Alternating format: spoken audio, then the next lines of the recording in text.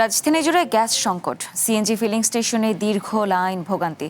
এ বিষয়ে জানাতে রাজধানীর মহাখালী থেকে যুক্ত হচ্ছেন সহকর্মী মাহমুদুল হাসান ও চট্টগ্রাম থেকে যুক্ত হচ্ছে তাফিম আলমগীর। প্রথমেই যাচ্ছি মাহমুদুলের কাছে। মাহমুদুল, আপনি তো এখন সিএনজি ফিলিং স্টেশনে আছেন, ওখানে ভিড় কেমন দেখছেন? কি অবস্থা, আমাদের সার্বিক পরিস্থিতি জানাবেন।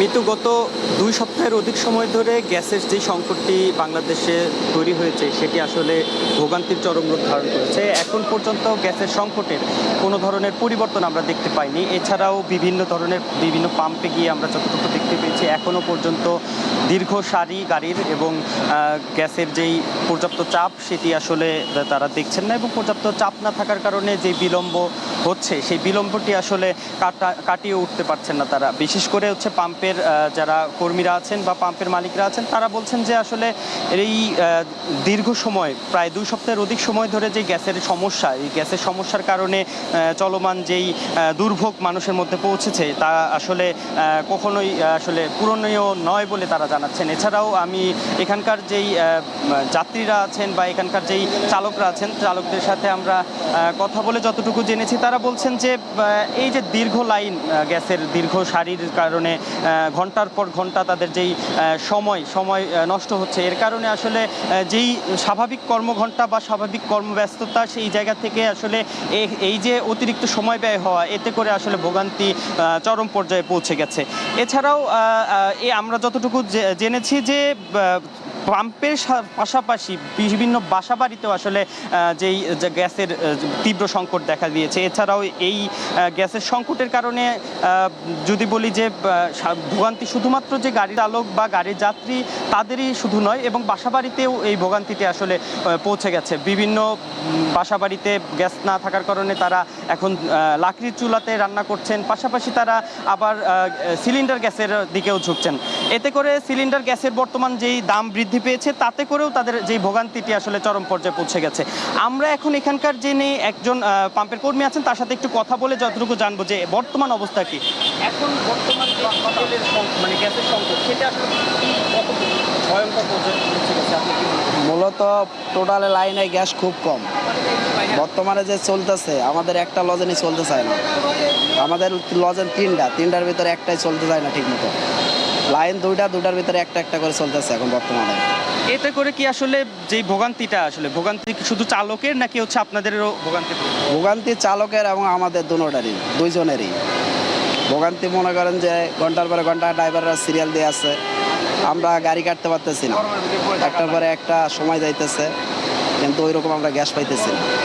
আমরা একটু এখানকার যারা হচ্ছে চালকরা আছেন গ্যাসের জন্য অপেক্ষা করছেন তাদের সাথে একটু কথা বলুন। সমস্যাগুলো আসলে কতদিন ধরে ভোগ করছেন, এই ভোগান্তিটা আসলে কতদিন? ভাই মোটামুটি প্রায় 2 সপ্তাহ 15-20 দিনের মধ্যে এই সমস্যাটা হয়েছে আমাদের। 20 দিনের কম না।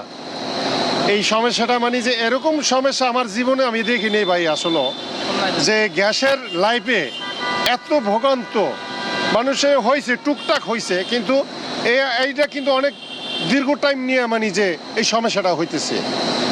আমরা মনে করেন যে সকালে লাইন দেই, এই সকালে লাইন দিলে 5 ঘন্টা 6 ঘন্টা মনে করেন এই লাইনে থাকতে হয় ভাই। আমাদের এই লাইনে থাইকা তারপরে পুরা প্রেশার পাওয়া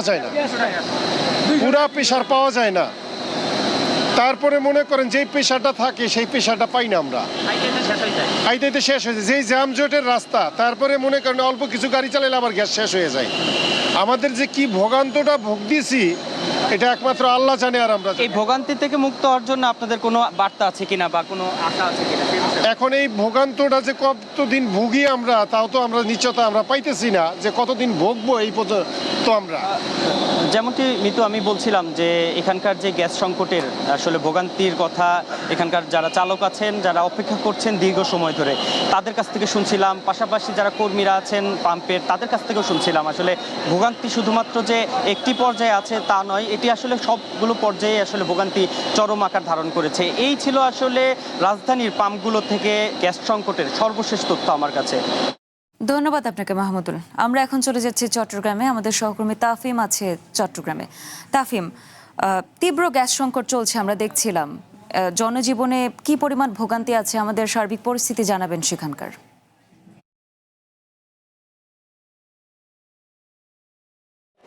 চট্টগ্রামের অবস্থাও একেবারে নাজুক বলা যায়। গতকাল থেকেই কিন্তু গ্যাসের সংকট একেবারে তীব্র হয়ে উঠেছে।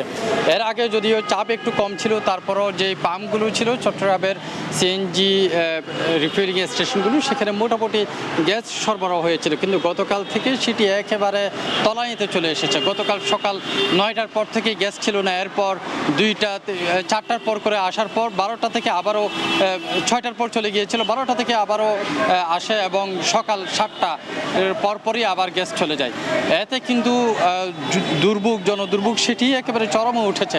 এখন আমি যে জায়গাটিতে রয়েছি সেখানে আপনি দেখতে পাচ্ছেন যে যেই গ্যাস রিফিলিং স্টেশন রয়েছে সেখানেই পাম্পগুলো একেবারেই বন্ধ।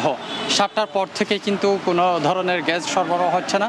আমি অন্তত 3 থেকে 4টি এইভাবে সিএনজি রিফিলিং স্টেশনগুলোতে ঘুরে দেখেছি, সবগুলোই 7টার পর থেকে একেবারেই বন্ধ। এবং এই যে স্টেশনগুলো রয়েছে গ্যাস স্টেশন, ঠিক তার সামনে কয়েক কিলোমিটার জুড়েই দীর্ঘ লাইন তৈরি হয়েছে। সিএনজি চালিত অটো রিক্সাগুলো সেখানে দাঁড়িয়েছেন। শুধুমাত্র যে সিএনজি চালিত অটো রিক্সাগুলো সেটি না, এর পাশাপাশি অন্যান্য যে গাড়িগুলো রয়েছে, যারা গ্যাস গ্রহণ করেন তারাও কিন্তু এসেছেন এবং লাইনে দাঁড়িয়েছেন।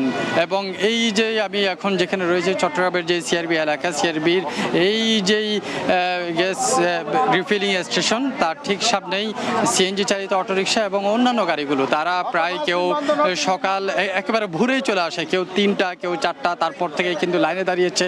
তারা বলছেন যে আসলে ঘন্টার পর ঘন্টা তারা অপেক্ষা করেও কিন্তু তারা কোনোভাবেই সে গ্যাস মিলছে না, কোনো পাম্পে গ্যাস মিলছে না। এতে কিন্তু চরম ভোগান্তিতে পড়েছে। বিশেষ করে যে সকল সিএনজি চালিত অটোরিকশার চালকরা আছেন, তারা এক ধরনের অভিযোগ করছেন যে তারা দিন শেষে তাদের যেই কোম্পানির কাছে কিংবা তাদের যে সিএনজি মালিক যারা, তাদের কাছে কিন্তু তাদের যে নির্দিষ্ট পরিমাণ টাকা সেটি কিন্তু তাদেরকে দিয়ে দিতে হয়, কিন্তু এই যে দিনের পর দিন এইভাবে তারা কোনোভাবেই গ্যাস মিলছে না। গ্যাস না পাওয়ার কারণে তারা ভাড়া পাচ্ছিল না এবং ঘন্টার পর ঘন্টা এইভাবে দাঁড়ায় থাকতে হচ্ছে বিভিন্ন রিফিলিং স্টেশনগুলোতে গিয়ে। কিন্তু তারপরও গতকালও অনেকে বলছিলেন যে তারা 7 ঘন্টা 8 ঘন্টা স্টেশনগুলোতে দাঁড়িয়ে আছেন, কিন্তু কোনোভাবে গ্যাস পাচ্ছে না। এতে কিন্তু তারা একদিকে যেমন তারা আর্থিক ক্ষতিগ্রস্ত হচ্ছেন, অন্যদিকে তাদের যেই জনদুর্ভোগ সেটিও কিন্তু সৃষ্টি হয়েছে। চট্টগ্রামের গ্যাস রিফিলিং স্টেশনগুলো থেকে এই ছিল আমার কাছে থাকা সবশেষ খবরাখবর। ধন্যবাদ আপনাকে তাফিম। দর্শক, আমরা এতক্ষণ দেখছিলাম, আমাদের সহকর্মীরা জানাচ্ছিল গ্যাসের সংকটের সার্বিক পরিস্থিতি।